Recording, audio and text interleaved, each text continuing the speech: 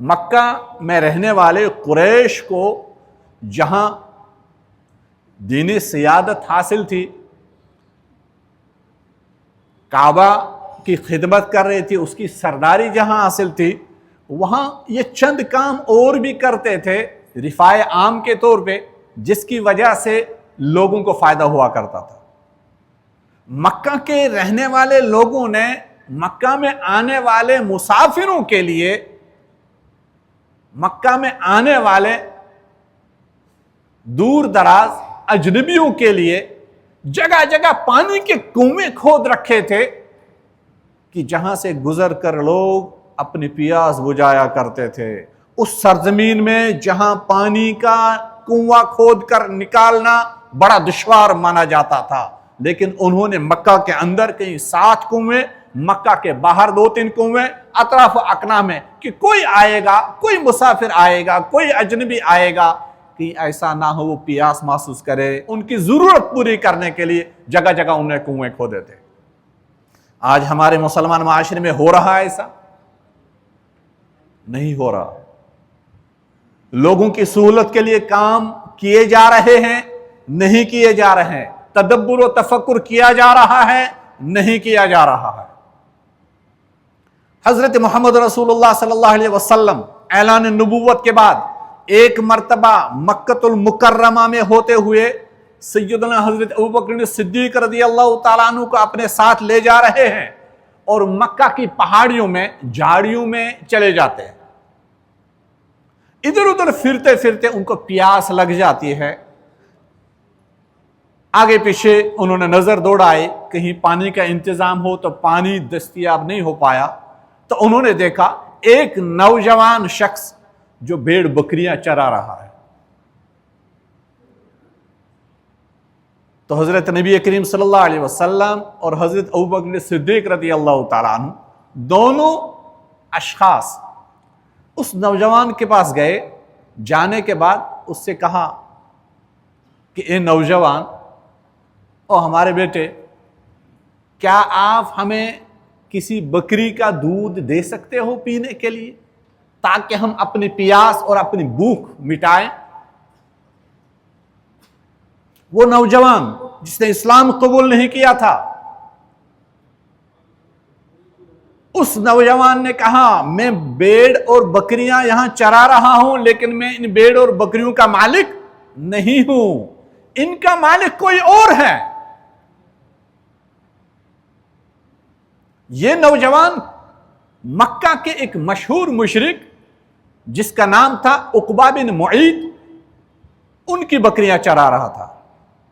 اس نے کہا میں تو چرا رہا ہوں، مجھے اجرت ملتی ہے، ان بکریوں کا مالک تو کوئی اور ہے، اگر میں اپنے مالک کی اجازت کے بغیر آپ کو دودھ پلاؤں گا تو یہ تو امانت کے اندر خیانت ہوگی۔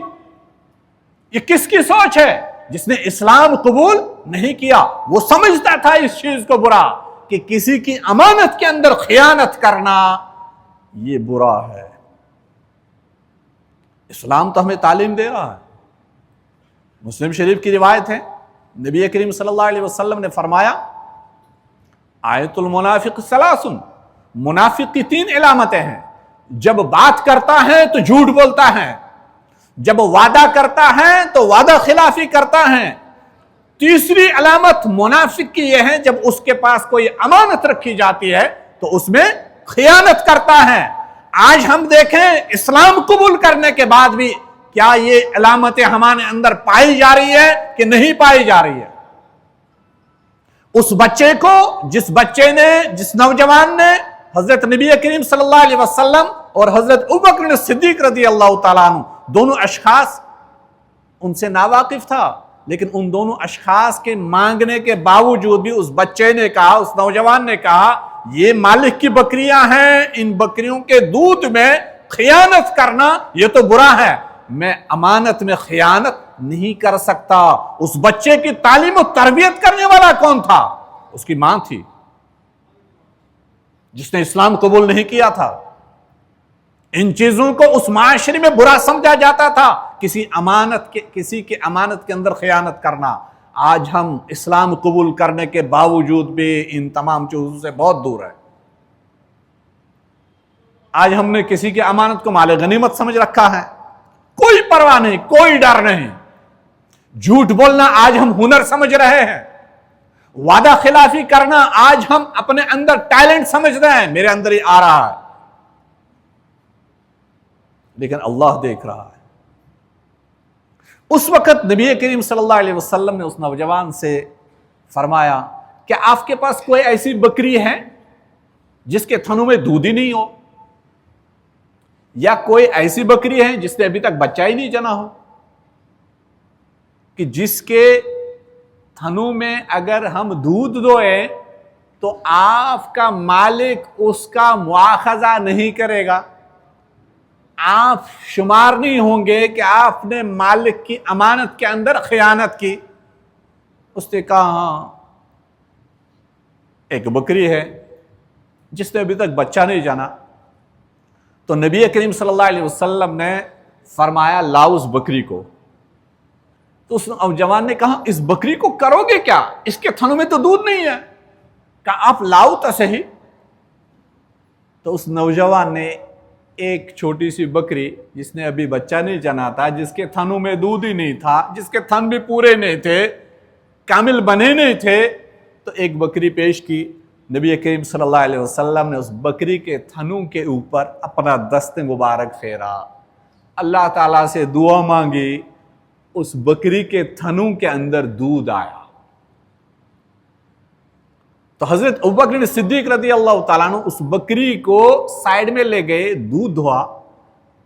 اللہ کے نبی صلی اللہ علیہ وسلم نے خوب سیراب ہو کر پیا، حضرت ابوبکر صدیق رضی اللہ تعالیٰ عنہ انہوں نے بھی خوب سیراب ہو کر پیا، اور اس نوجوان نے بھی خوب سیر ہو کر پیا۔ یہ حیران رہ گیا جب اس نے یہ معجزہ دیکھا۔ اس نے کہا ہے تو یہ کون اشخاص ہے، یہ کرامت کیا ہے، یہ معجزہ کیا ہے، یہ اشخاص کیا ہے؟ لیکن اس کے کانوں میں بھنک پڑی ہوئی تھی کہ مکہ میں کوئی شخص ہے جو کہتا ہے لا الہ الا اللہ محمد رسول اللہ صلی اللہ علیہ وسلم۔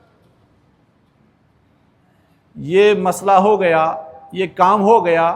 چند دن گزرے، یہ نوجوان آیا، اس نے پتہ کیا اور حاضری دے دی در خدمت حضرت محمد رسول اللہ صلی اللہ علیہ وسلم۔ عرض کیا یا رسول اللہ صلی اللہ علیہ وسلم، مجھے بھی وہ تعلیم دے دیجئے جو تعلیم آپ اپنے ماننے والوں کو، آپ کے اوپر ایمان لانے والوں کو دے رہے ہیں۔ تو اللہ کے نبی صلی اللہ علیہ وسلم نے اس وقت ایک جملہ فرمایا۔ کیا فرمایا؟ انک غلام معلم، تو تعلیم یافتہ لڑکا ہے، یعنی تجھے تو پہلے سے ہی اس چیز کی تعلیم و تربیت دی گئی ہے کہ کسی کی امانت میں خیانت کرنا درست نہیں ہے۔ یہی تو ہم بھی سکھاتے ہیں۔ آپ تو پہلے سے تعلیم شدہ ہو، تعلیم یافتہ ہو، آپ کے اندر تو سلیقہ ہے، آپ کے اندر تو دیانتداری ہے، آپ کے اندر تو امانت داری ہے۔ تو اس نوجوان نے اسلام قبول کیا۔ یہ نوجوان کون تھے؟ یہ وہ نوجوان تھے جن کے بارے میں حضرت محمد رسول اللہ صلی اللہ علیہ وسلم نے خود فرمایا قرآن اگر سیکھنا ہو تو 4 آدمیوں سے سیکھنا۔ ان میں سب سے پہلا نام لیا سیدنا حضرت عبداللہ ابن مسعود رضی اللہ تعالیٰ۔ حضرت عبداللہ ابن مسعود رضی اللہ تعالیٰ عنہ فرماتے ہیں مجھے وہ شرف حاصل ہے جو کسی اور کو نہیں۔ وہ کیا؟ میں نے خود حضرت نبی کریم صلی اللہ علیہ وسلم سے براہ راست ان کی زبان مبارک سے سن کر قرآن کریم کی 70 سورتیں یاد کی، اور صحابہ کرام رضوان اللہ تعالی علیہم اجمعین کے درمیان ان کا بہت بڑا مقام تھا۔ اس بچے کو جس کے گھر میں ابھی اسلام اور ایمان داخل نہیں ہوا تھا، اس کی تعلیم و تربیت کی فکر کرنے والی اس کی ماں تھی۔ آج ہم اپنے بچوں کی تعلیم و تربیت کی کتنی فکر کر رہے ہیں؟ ہم خود اس کے اوپر غور و فکر کریں، کیونکہ ہمارے بچوں کے اوپر بھی ہمارے حقوق ہیں، اسی طرح جس طرح ہمارے حقوق ہمارے بچوں کے اوپر ہے۔ اللہ تبارک و تعالی ہم تمام کو دیانتداری اور امانت داری عطا فرمائیں۔